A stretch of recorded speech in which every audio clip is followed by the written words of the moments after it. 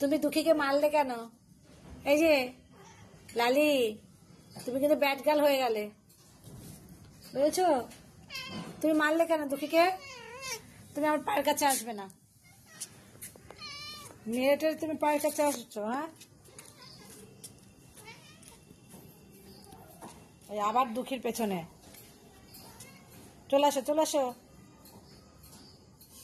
কি খেতে হবে? খাবে? হ্যাঁ খাবে বাচ্চা, খেতে হবে। হ্যাঁ, ওটা ওটা খায় না।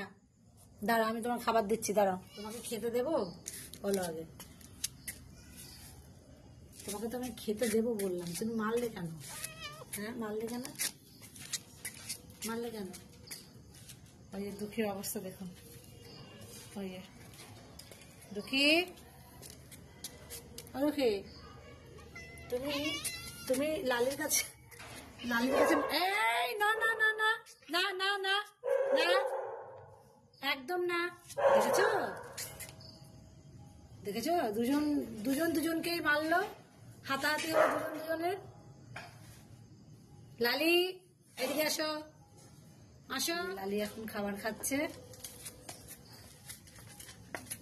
মাথা গরম হয়ে গেছিল, খিদে লেগে গেছিল, মাথা গরম হয়ে গেছিল, ওই জন্য দুঃখীকে মেরে দিল। আর দুঃখী আর লালির মধ্যে হাতাহাতি হলো।